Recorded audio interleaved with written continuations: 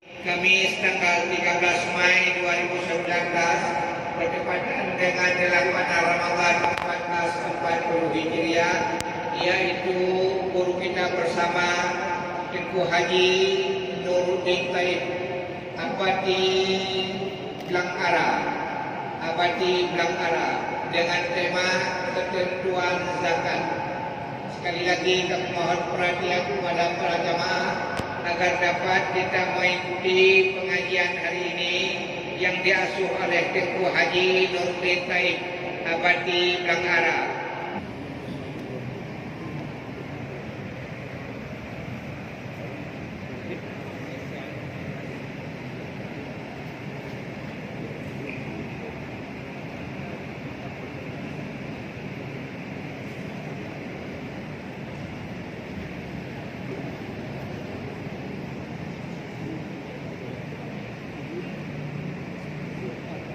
Assalamualaikum warahmatullahi wabarakatuh.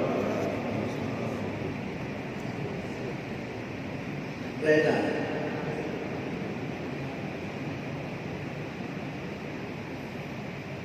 Assalamualaikum warahmatullahi wabarakatuh. Waalaikumsalam warahmatullahi wabarakatuh.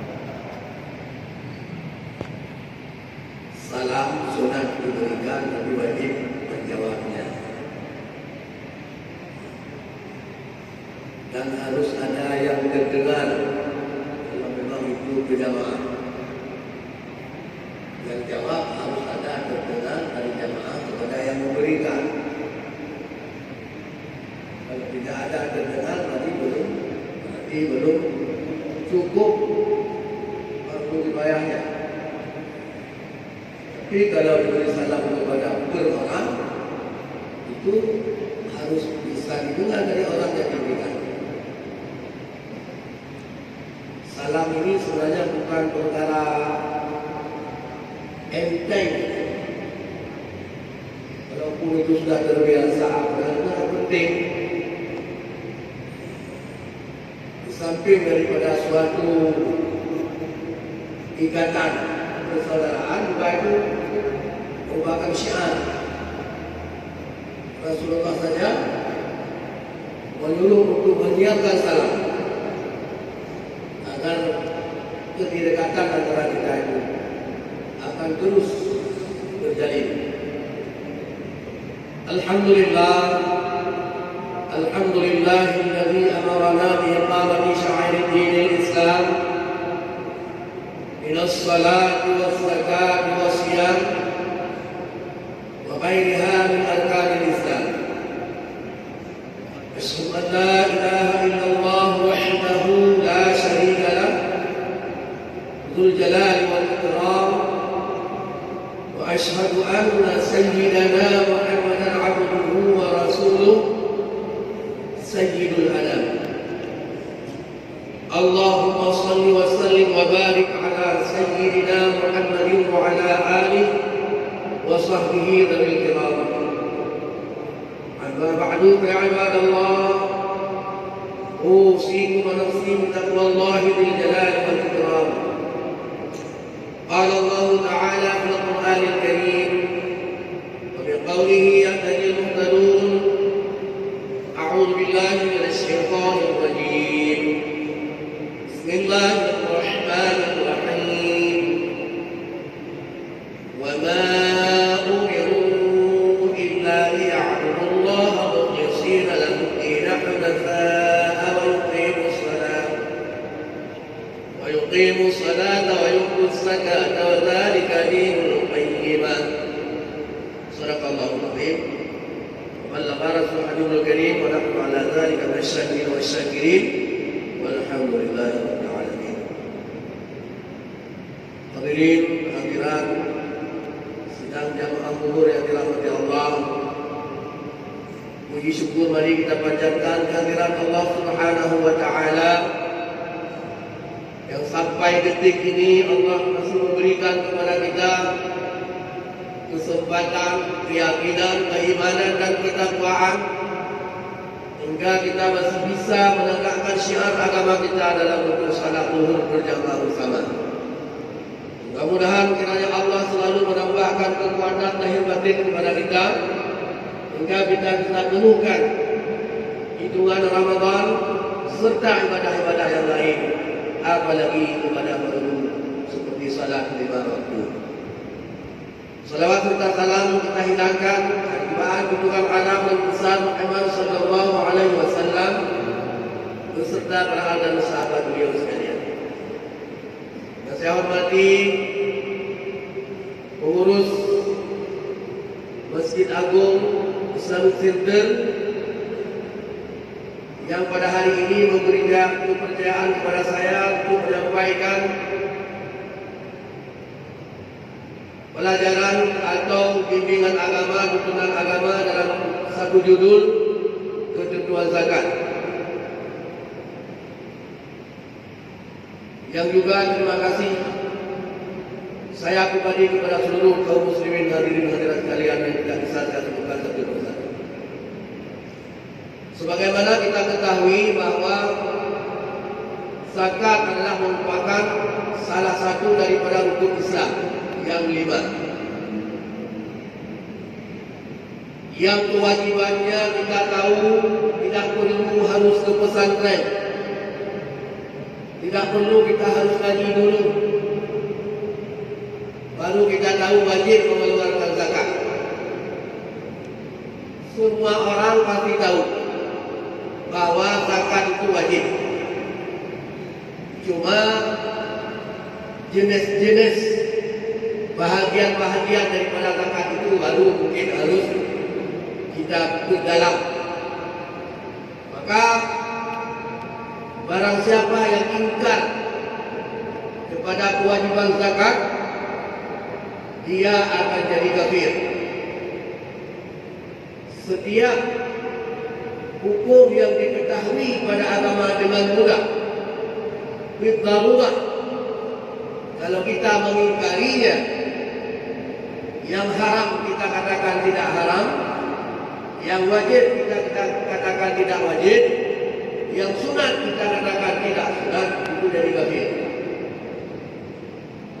Lain dengan hukum-hukum yang ijtihadiyah, yang harus ijtihad oleh para ulama. Ini untuk mengingkarinya tidak langsung jadi kafir. Kewajiban zakat dalam hitungannya ada yang orang menghitung itu rukun Islam yang ketiga. Pertama, mengucap 2 kalimat syahadat. Yang kedua, melaksanakan salat. Yang ketiga, membayar zakat. Ada juga para ulama yang menghitungnya itu sebagai yang keempat. Yang ketiganya puasa. Ini dari i'tibar ta'alluqnya wajib tersebut kepada manusia. Kalau syahadat itu sudah pasti, karena itu kuncinya seseorang menjadi muslim. Nomor 2, sembahyang. Karena sembahyang itu wajib kepada semua orang. Gak ada alasan untuk ditinggalkannya. Maka di nomor 2-kanlah dia. Lalu bagi orang yang mengutamakan atau menomor 3-kan zakat, alasannya apa? Karena dalam banyak Al-Quran yang disebutkan salat selalu diiringkan dengan zakat. Walaupun dalam ucapan yang berbeda. Walladzina yuqimuna sholata wa mimma razaqnahum yunfiqun. Semoga dengan infak adanya rupa zakat. Wa fi amwalihim haqqun ma'lum lis-sa'ili wal mahrum. Itu juga maknanya zakat walaupun disebutkan dengan haqqun ma'lum. Apalagi yang langsung disebutkan zakat. Seperti di surat Al-Bayyinah yang barusan kita ikuti. Allah mengatakan wa ma umiru illa liya'budullaha mukhlishina lahu-d-din hunafa wa yuqimus salata wa yutuz zakah wa dzalika dinul qayyimah. Kita tidak diperintahkan selain daripada liya'budullaha, itu beribadah kepada Allah. Ibadah kalau ayat Baqiyah bermaknanya mentauhidkan Allah, mengesahkan Allah. mukhlisina lahuddin, tulus ikhlas agama itu kepada Allah. Hunafa, jauh daripada yang salah kepada benar, condong daripada yang salah kepada benar. Kita harus ibadah kepada Allah. Kalau ada sisi-sisi yang tidak baik, tinggalkan, ambil yang baik. Itu hunafa. Itulah yang kita selalu mengakui dalam salat kita. Wajah wajhiya lillazi fatara samawati wal arda hanifa. Apa itu hanif? Jamaknya hunafa. Artinya saya tidak suka kepada yang jelek, tidak suka kepada yang munkar. Yang selalu saya sukai adalah yang baik-baik. Itulah hanifah.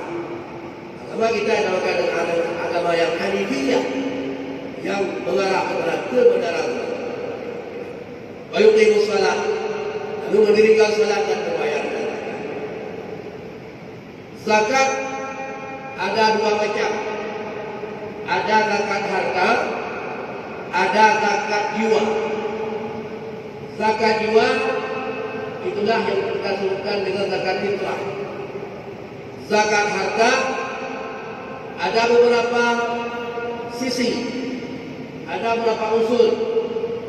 Ada unsur hayawan, yang di situ adalah bahagian daripada an'am, binatang ternak, unta, kerbau lembu, bini-bini dan kibas, yang disebutkan dengan an'am.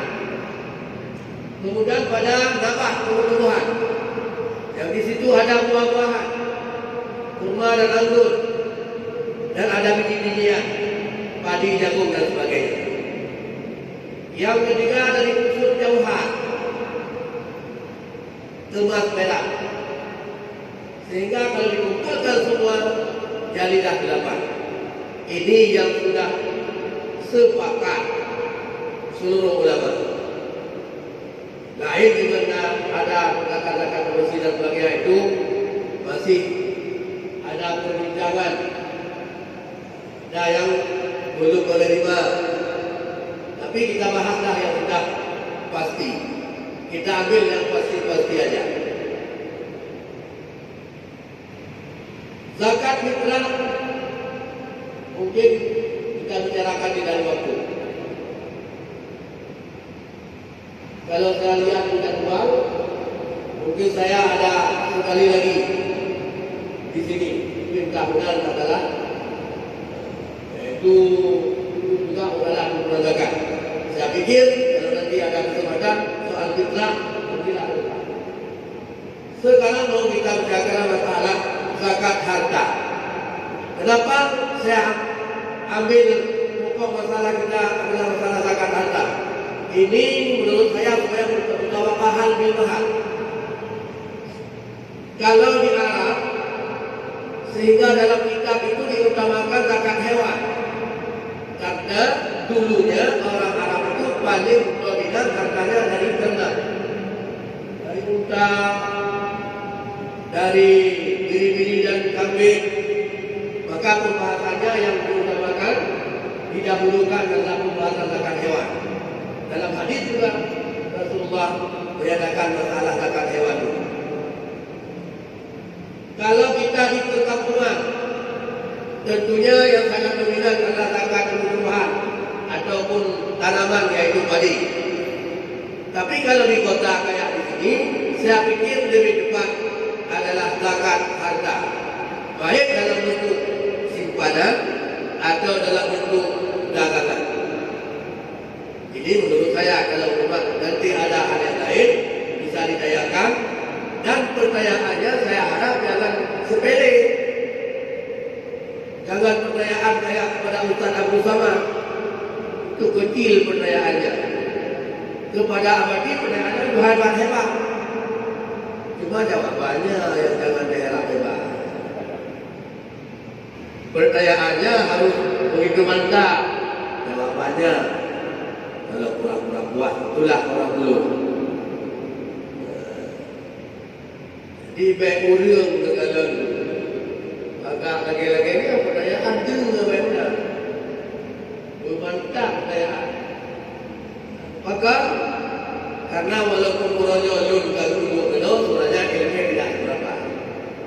ilmu nampaknya lihat Pak yang tu ada salah.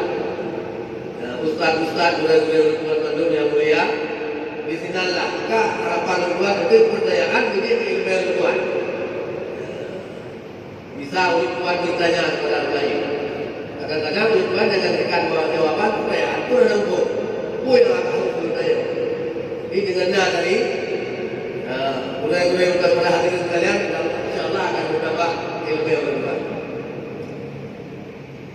Zakat harta daripada jenis perdagangan atau simpanan ini ada dua, yaitu emas dan perak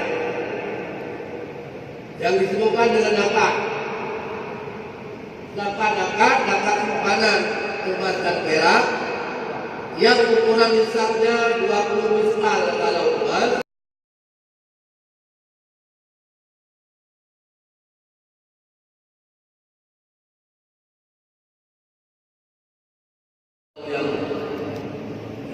yang bisa metik-metik dijumlahkan. Kalau 17 juta, 100 satu gram, satu mayam 3 gram. Berarti kalau satu mayam 1.700.000, 32 mayam sama dengan 54 juta. Jadi ukuran uang 54 juta. Tapi yang sudah intifak itu memang emas yang kita simpan, atau emas itu kita pakai di luar daripada batas kewajaran.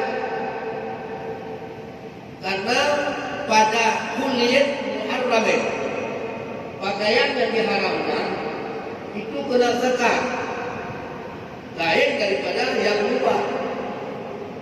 Kalau pada laki-laki tidak ada alasan pakaiannya itu, emasnya itu mubah, sudah pasti dia itu haram. Terkecuali ada emas, ada pakaian, gelang, cincin, dan kalung umpamanya untuk disewakan, itu lain. Tapi kalau untuk dipakai, baik yang sedang dipakai atau disimpan, itu sudah pasti barang haram. Artinya bukan barangnya yang haram, bukan pelaksanaan simpannya itu dipakai yang haram, maka dia kena zakat. Kalau pada perempuan, ini menurut level perempuan. Kalau perempuan kampung mungkin barang sebelum banyak lah yang pakai. Kalau sudah 20-30, sudah dikata oleh orang kampung sebayanya itu toko berjalan. Apa kali kita pakai kayak ini kau? Tidak wajar, yang tidak wajarnya itulah yang lebihnya itu harus diperhitungkan kepada harta simpanan. Mungkin kalau di kota anak menikah sedikit, barang 50 ini menurut pandangan uruf, wajarnya kalau di kota. Berapa banyak yang kita pakai? Kalungnya, gelangnya, kerabunya, cincinnya, jumlahnya berapa banyak?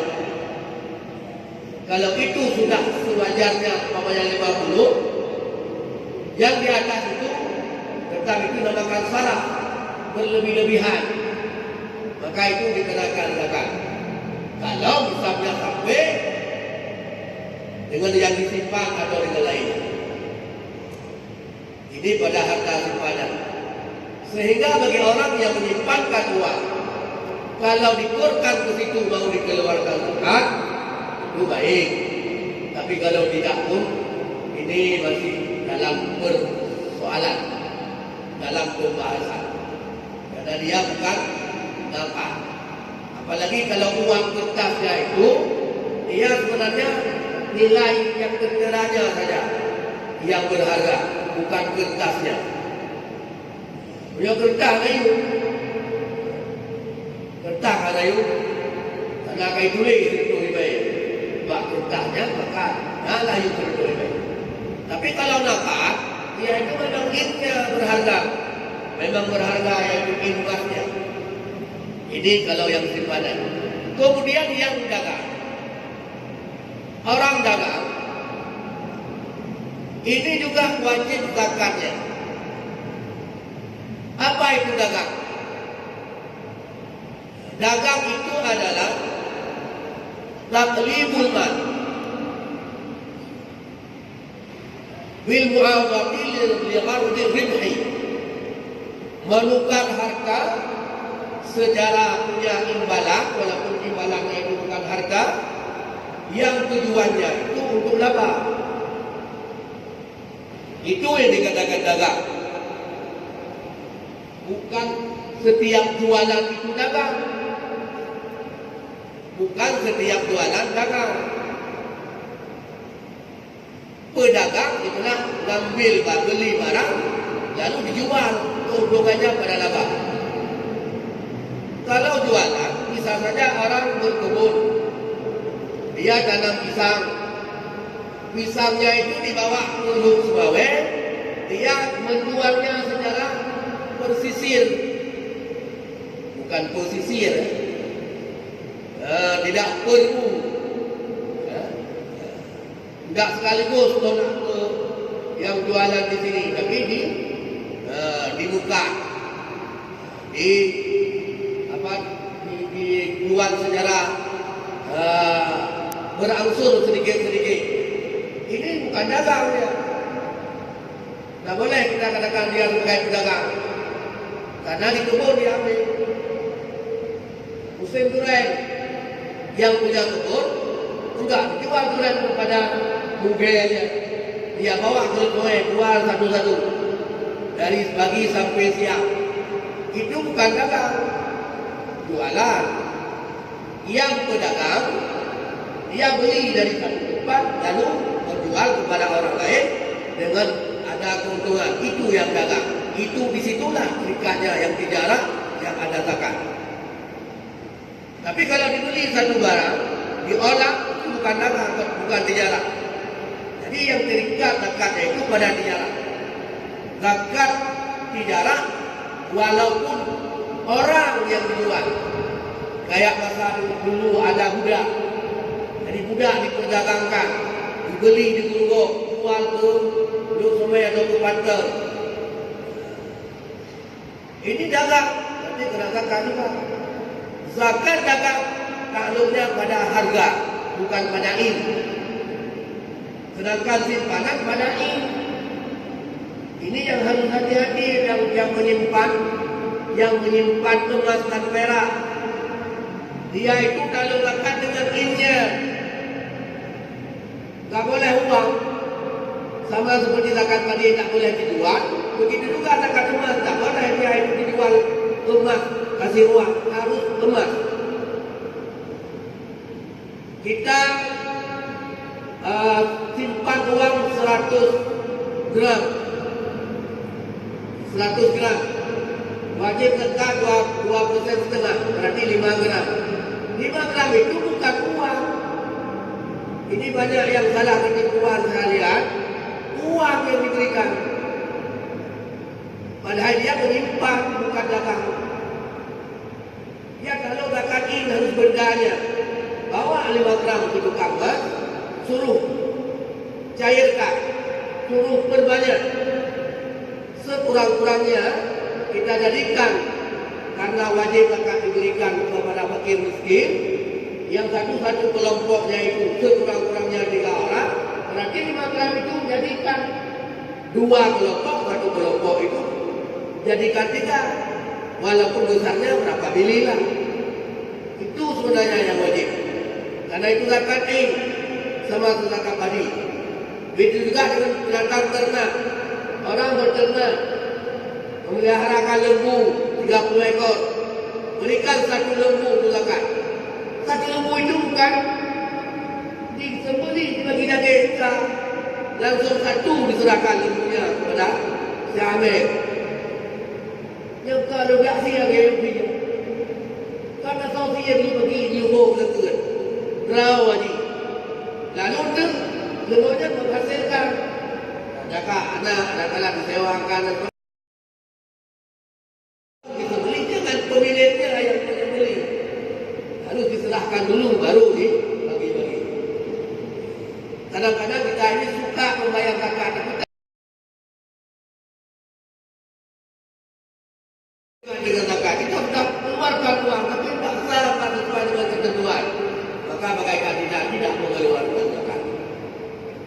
Ini yang harus kita perhatikan. Kembali kepada dagang. Dagang tadi itu menukar harta. Apakah satu benda kayak itu orang menjual mobil, beli satu mobil, lalu dia agen, dia ingin menjual, kena zakat. Apalagi kalau satu mobil itu harga 100 juta, sudah pasti sampai nisabnya, kadang ukuran nisabnya ini kalau diuangkan cuma 54 juta. Jadi sabuh motor zakat agen itu ya. Ya kan? Kadang sakit. Cuma kadang dia agen dikahkan di pulau, kan tidak baru. Yo nanti lah tu okey. Ijak apa ni, ia pulau aku kah di pulau apa. Punya lebih lama dari luar. Punya antik lama dari luar tu. Bila ke apa lama. Kalau ke mana dia dah agen-agen. Kan agen ro dia lu kesut agen yang salah, kan ada salah.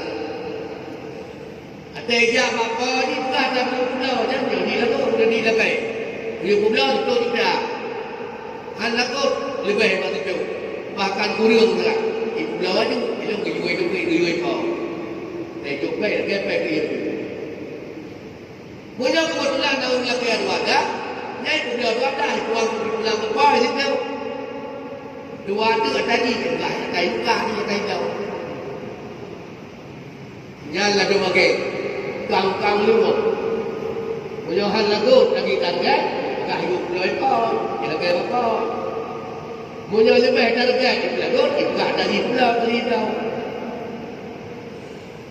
Janganlah cepat lagi. Wajib dah lagi apa? Kalau tak belah apa? Itu tidak, 15 sepuluh itu apa? Isak tak baju. Tapi punya dah anak tak belah hidup pulau. Itu kita dah. Tak belah itu kita itu biar jumpa. Kita kau dah dia cuma urus pulau. Punya urus pulau adalah ke upah pulau sesuai dengan upah perjanjian. Punya harga kita yang lagi batu wakil bangsa dia lagi baik. Wakil tidak boleh mengambil untuk kan wakil, namanya wakil bukan itu pembantu. Tidak boleh mengambil untuk. Diberikan alhamdulillah, dan berikan kemudian dia. Dia satu benda kadang-kadang bisa sudah sampai nisab itu. Kalau itu dagang, dagang langsung beli. Kita jual untuk laba. Ibu-ibu seperti sekarang beli tepung, bikin kuih, sorenya jualan tepung atau kuih? Jualan kuih, bukan jualan tepung. Itu berarti bukan tijarah, bukan dagang. Itu jualan. Zakat tijarah enggak kena karena itu bukan dagang, jualan. Ibu-ibu penjual sirih, beli pinang, beli sirih, sampai di rumah diolah, ditumbuk, dan itu dijual. Itu bukan dagang. Jual sirih bukan dagang sirih. Yang dagang sirih datang ke Tanah Mesir, ke Simpang Mulia, beli di sana. Satu keranjang, bawa mulut jual, itu dagang. Beli, jual, keuntungan yang kita peroleh, bukan hasil usaha. Pedagang kopi, jualan kopi, dalam muka kopi itu, dia itu beli air yang dijual, bukan air yang dibeli. Lain dengan orang yang isi ulang, dia ambil beli air, jual air, ini enggak. Beli air, tolak, taruh teh, taruh gula, taruh ini, jual. Itu berarti jualan, bukan dagang. Jualan nasi bukan dagang nasi. Kalau dagang nasi, kita beli nasi di sana, jual ke orang lain.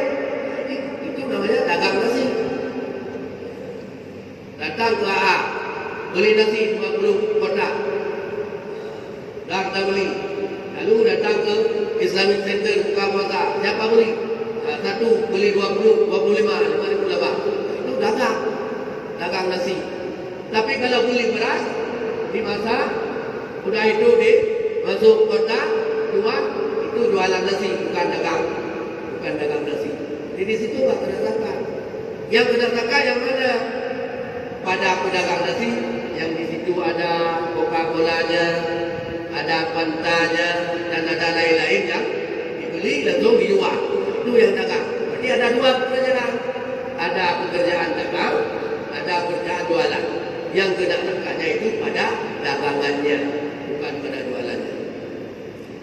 Kemudian jualan itu modalnya itu bermacam-macam. Yang diiktibar 1 tahun dikala kita mulai dagang. Mulai dagang dikala kita berniat untuk dagang. Bisa modalnya uang, bisa modalnya barang lain. Seperti umpamanya kami orang dulu sekarang musim pinang, ambil pinang 1 ton, datang ke tempat orang jualan apa itu yang jualan tahu gula dan sebagainya itu, kami beli barang sedemikian banyak untuk dagang dengan modalnya pinang. Nah, itu juga dikatakan dagang karena modalnya itu barang berharga. Sampai-sampai seorang perempuan dia itu mau dagang. Modal dagangnya apa? Dirinya. Mas, saya mau kawin dengan Anda, tapi saya mau dagang. Jadi modal saya itulah mahar saya 10 ayam. Berikan barang senilai 10 ayam, saya mau jualan. Itu juga dagang, karena ada muawadahnya. Harta yang kita ambil barang jualan dengan modalnya ada maharnya. Urina menemukan putih, jak lagi pakaian-pakaian untuk muka, pason lagi, pak, oke agak, mentamu nikah, ke jelas tu, yang tu barangnya, yang kadang, dikala nikah, mentera, wali nikah di darah lu dengan jelas sejumlah barang dagangan, yang kaji dagangan, kerja ke barang tu nikah. Ada kemudian terfikir nikah bubu ni kaya. Anjir ke barang muka. Kira ke barang muka ke dalam air. Air dia tepi. Macam dah muka barangnya macam ni. Lebih kecil tu galak. Udah barang. Udah jumpa. Udah 2 juta. Udah banyak kan. Lain 2 banyak. Jadi 2 banyak 17 juta. Bina barang. Aja udah 20 juta. Kita udah main damu ni. Kira dia. Dia wajib untuk dagang. Begitu juga sebaliknya. Seorang suami isteri ingin berpisah dengan khulud. Kebetulan istrinya itu topeng, banyak barangnya. Lalu menawarkan oleh sang suami, saya akan talakkan kamu dengan sebanyak barang dagangan sekian. Lalu sang suami itu dengan mentalak istrinya dengan barang dagangan itu, dia itu sudah jadi sebagai pedagang. Ini sebagai modalnya. Modalnya apa? Palaknya itu. Talinya yang tajuk ke rumah, kota bawa boleh, yang ke modal dagangan itu. Tajuk barang bawa rumah itu bukan. Dan dikalahkan tali, di situ tak dihitung awal tahun. Kalau hari ini kita kalah tanggal 8 hari ini. Tanggal 8 Ramadan. Tanggal 8 Ramadan kita kalah, 8 Ramadan yang akan datang. Berhitungkan zakat. Kadang zakat dagang di akhir tahun dan hisabnya juga di akhir tahun. Ada pendapat yang kuat. Tidak seluruh tahun. Lain dengan barang simpanan. Kalau barang simpanan dari awal tahun sampai akhir tahun harus punya nisab. Ya, belum dua macam baik belum dari awal itu sampai akhir. Yang baru udah kira. Punya kurang bagi tengok. John, nak 7 bulan tak kuat, aku lihat di banyak. Nama kedua sebelah ada mencok lain. Udah, aku yang tinggal lain pula. Tuh. Ada dia kedua baru kembali. Tapi kalau barang dagang, walaupun modal awal cuma 100.000, setahun yang akan datang dengan laba ada modalnya itu semuanya sudah 52 juta. Nah ini sama saja zakat. Karena wajib zakat pada dagang modal dan harta dan laba. Dan tiap tahun digabung antara modal dan laba. Itu dikatakan. Karena laba dan modal dua-duanya itu dikatakan tijarah, barang dagangan, urut tijarah, mata dagangan. Tuan berdagangan cuma modal. Dan tuan bukan cuma laba, tapi gabung dua-duanya. Laba dan hutang itulah sebagai barang dagangan. Itu yang akan ditangani. Tahun depan tambah lagi. Mungkin kenapa daerah kita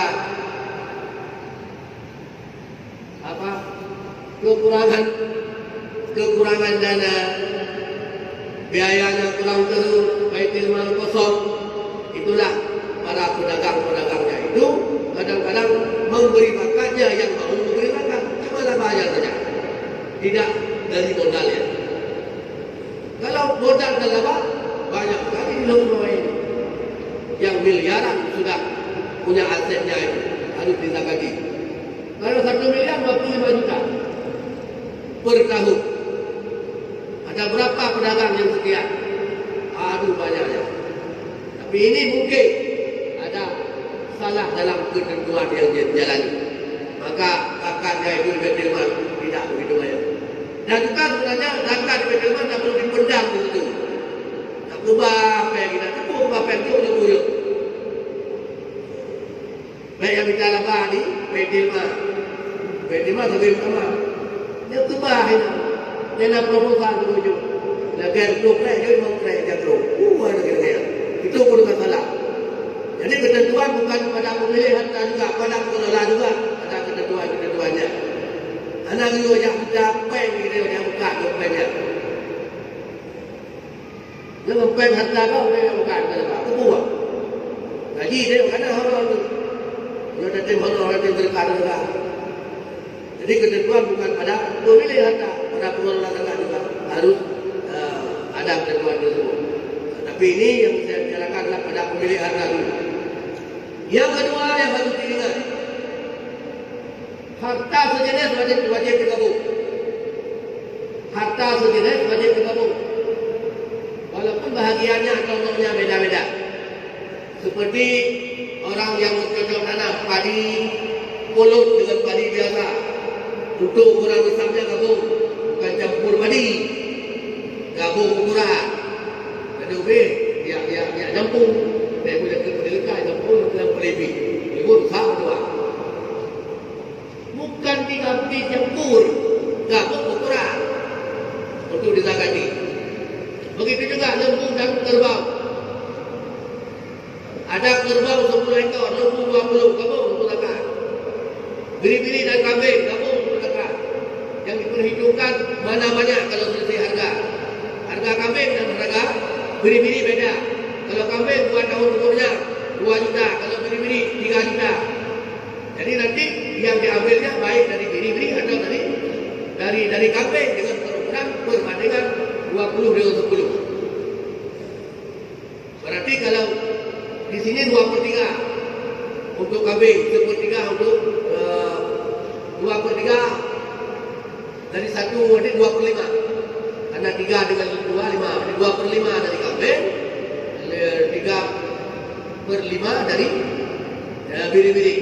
Jadi dengan ukuran, kita ambil kambing oleh kambing, tapi ukurannya adalah 40% dengan harga kambing 2 juta, 40% daripada 2 juta berarti 800.000. 800.000. Sedangkan pada biri-biri 60%. Berarti kalau 60% daripada 3 juta berapa?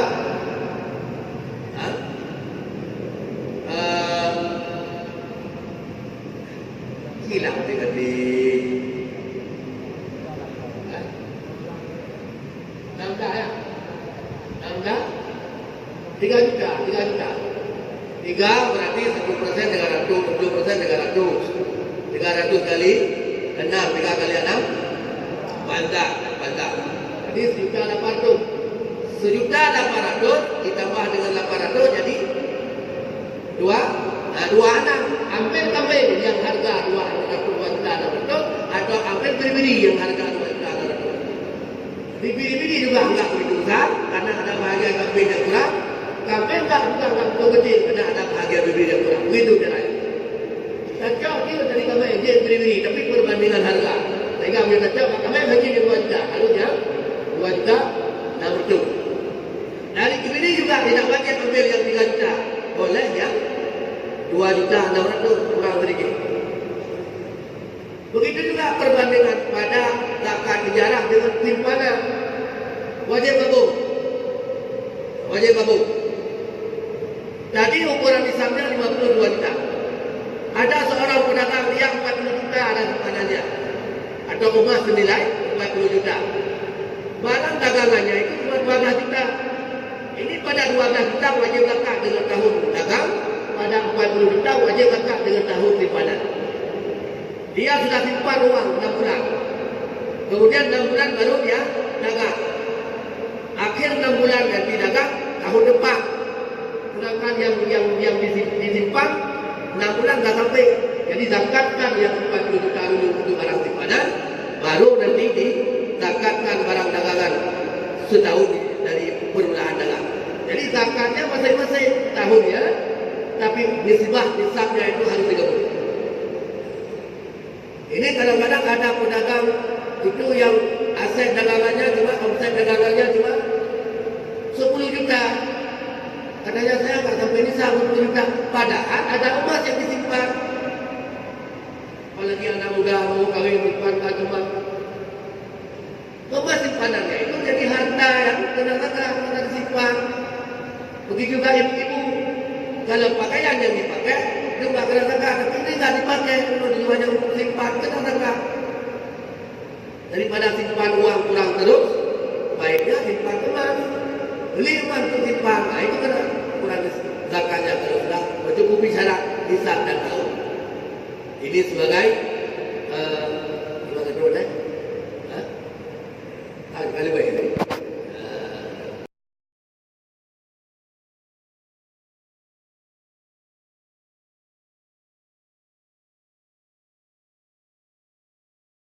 Menukar harta dengan imbalan, baik imbalan itu harta juga atau bukan, kayak tadi mas kawin atau iwan dulu, yang tujuannya untuk dagang, itu dagang. Kalau bukan itu, walaupun orang itu dagang, itu berarti bukan dagang. Tinggal lagi nanti hasilnya disimpan itu kalah zakat simpanan, harta simpanan juga kena zakat. Karena dari jauhan ada 4 macam zakatnya. Yang pertama barang simpanan disebut dengan zakat. Yang kedua ma'dan barang tambang kita ada pertambangan yang kita ambil emasnya itu kayak di undang-undang ujur. Umpamanya undang ujur itu milik kita sendiri, milik pribadi. Ya, karena syarat zakat cuma 2. Yang pertama Islam, yang kedua milik sempurna. Milik sempurna tentunya pemiliknya orang merdeka, karena sudah tidak punya milik. Islam, walaupun dia itu belum balik anak-anak ataupun orang gila punya harta, tetap hartanya itu wajib zakat. Yang mengeluarkannya wali. Wali yang mengeluarkan harta atau wali pengurus harta adalah ayah, kakek. Kalau tidak ada ayah dan kakek, si wasi, orang yang diwasiat oleh ayahnya, atau yang keempat adalah si kain atau pemerintah, pejabat yang dibentukkan, kepala dinas mengurus harta anak yatim, dinas yang mengurus harta orang gila, dialah yang mengeluarkan zakat. Ini juga yang sebenarnya dalam masalah fitrah yang nanti insyaAllah akan kita bahas. Kalau saya lupa nanti ditanyakan. Seorang anak kecil yang dia itu ayahnya sudah meninggal, siapa yang mengeluarkan zakatnya? Sedangkan dia punya harta ayah dari peninggalan ayahnya. Ini yang mengeluarkan zakat wali. Wali mengurus harta, bukan wali yang mengambil harta kalau dia mati. Tidak. Wali yang mengurus harta itulah ayah, kakek, tiga kakak ataupun si wasi, orang yang diwasiat oleh ayahnya, termasuk juga si kain atau pejabat, isi dalam itu. Ini yang mengelola harta. Sedangkan si ibu kalau dia tidak diwasiatkan oleh ayahnya, dia tidak sebagai pengelola harta. Sehingga dalam mengeluarkan zakat, orang itulah yang berkewajiban, bukan orang lain. Karena mereka itu, apalagi ayah, punya wilayah 2 pihak sebagai pemberi dan penerima. Sehingga anak kecil, ayah yang memberikan zakat dari harta ayah, itu seolah-olah dia kasih dulu ke anak hartanya. Ini beras saya 2 bambu atau 1 usah, saya berikan kepada anak saya terima. dan saya berikan ke zakat. Malah begitu. Dikala dikeluarkan zakat dari hartanya. Yang wajib dikeluarkan dari harta sana kalau ada. Dia cuma pelaksana. Sedangkan orang lain yang minta izin. Minta izin sama siapa? Sama ayahnya, sama kakeknya, sama si walinya aja itu. Baru boleh. Sama seperti kita memberikan zakat kepada anak yang sudah besar, harus minta izin dulu. Kalau nggak bisa, diizinkan tak sah. Sama seperti kita berikan zakat untuk orang lain yang datang ke rumah kita. Kita bawa zakatnya, fitrahnya ke nazar. Minta izin dulu dari tuan rumah, dari tamunya itu. Bukan langsung kita berikan tak sah itu, ada izin. Ibadat harta syaratkan izin kalau nggak ada izin tak sah. Demikian uraian saudara. Nanti kalau ada pertanyaan, insyaAllah. Kalau saya mampu ya, tak janji. Kalau saya mampu saya jawab. Kalau tidak mampu, insyaAllah akan saya tanya kepada guru saya lagi. Bapak Qadhi Al-Ibn Alim, ada orang yang tahu pasti ada yang lebih tahu lagi. Nanti akan saya jawab kapan-kapan. Kalau perlu kontak konsul saya yaitu 08 3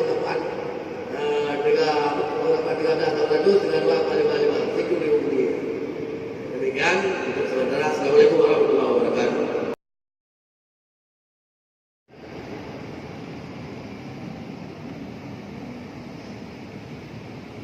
Dan lagi rukun, baru aja kena yang bertanya lebih tahu daripada yang ditanya. Yang baru bukan yang mudah lah, kau dia mudah dia tanya. Jawaban memang setimpal dengan pertanyaan, tapi namun demikian, dua rasa, tapi memang dia betul membuka kawasan daya. Ibu dan yang mengatakan. Yang pertama masalah kongsi dengan kafir. Kita boleh berkongsi dengan kafir, tapi yang zakat wajib kepada orang Islam. Menurut bahagian harta kita daripada perkongsian yang digabung kayak yang saya sebutkan tadi dari modal dan lapan. Makanya kita berkongsi dengan orang Tionghoa yang tidak Islam, kita 50 juta, orang itu 50 juta, atau kita 30 juta, orang itu 15 juta, atau kita pokoknya perbandingannya apakah seperempat atau setengah atau sepertiga, itu yang kita dari dasar itu pegangan kita. Nisbah bahagian persennya dari modal dulu yang harus kita pegang. Nanti bahagian apa sesuai dengan modal yang itu persentase daripada modal itu laba. Kalau laba 10 juta, kalau dari modalnya 5 juta, 5 juta. Tapi kalau seperempat ya, mungkin 2 juta setengah untuk yang seperempat, 7 juta setengah pada yang 3/4, begitu perbandingannya. Yang zakat wajib kepada orang yang Islam. Jadi dia itu tidak berbeda, dia tidak berbeda, dia berbeda. Karena wajib benar, orang tidak akan menerima. Karena orang kafir tidak wajib zakat di dunia, akhirat dia wajib zakat. Maknanya dia disiksa di akhirat nanti gara-gara tidak mengeluarkan zakat. Cuma kalau dia masuk Islam, zakat yang selama dia tidak Islam tidak ditagih lagi sebagai takfir untuk diringankan kepada mereka. Tapi seluruh hukum syariat berlaku atau dituntut kepada orang kafir. Dengan makna dia akan disiksa gara-gara tidak melakukan, tidak mengerjakan hukum-hukum syariat, atau dengan dikerjakan pelanggaran-pelanggaran syariat. Dia akan disiksa gara-gara makan babi, dia disiksa gara-gara minum arak, dia disiksa gara-gara kumpul-kumpul berzina dan sebagainya. Tapi kalau dia sudah masuk Islam, pernikahan yang dia nikah dalam kafirnya itu diakui dalam Islam, tidak dinikahkan lagi. Sudah cukup dengan itu keringanan kepada mereka. Jadi jawaban kedua, insyaAllah perkongsian itu menurut kongsi. Kalau kongsinya dengan orang kafir, yang wajib pada orang Islam, sama kita. Kalau enggak, ya boleh. Kalau berkongsi sesama Islam, itu tanggung pada dua-duanya. Hak zakatnya sesuai dengan harta. Kalau kita berkongsi dua, sedangkan harta kita per-3, zakatnya juga per-3 kena kepada ayat per-3, sepertiga zakat, kena kepada ayat 2/3, 2/3 zakat. 40, 60% 40% harta, 40% zakat kena. begitu disembahnya. Kemudian pertanyaan yang kedua, masalah pindah zakat. Masalah pindah zakat ini hukum khilaf. Kalau pendapat kuat, pendapat Athar, ini pendapat Syafi'i dua-duanya, bahkan tiga itu pendapat Syafi'i. Tapi yang kuat yang sudah ditarjet oleh ulama-ulama ini adalah haram memindahkan zakat daripada tempat wajibnya. Tempat wajib zakat di tempat harta, lain dengan fitrah. Tempat wajib fitrah pada tempat orangnya. Di zakat dua-duanya itu tak boleh pindah. Zakat fitrah juga tak boleh pindah. Zakat harta juga tak boleh pindah. Cuma beda kalau zakat harta di tempat harta. Harta di Lumawe tidak boleh pindah ke sini. Harus di sini dah habiskan untuk zakatnya. Lalu ulama ada mengambil hilang. Bid'ah ilah. Bid'ah ilah dalam agama juga kata Allah pun tahu. Tapi bukan hanya bid'ah ilah, lagi Allah juga bid'ah ilah. Dan ingat tu Nabi Ayub bersumpah Allah berdoa. Bersumpah Nabi Ayub akan Allah berdoa. Gara-gara kita boleh lagu. Apa namanya bu ini yang di kepala, rambut sudah di ini.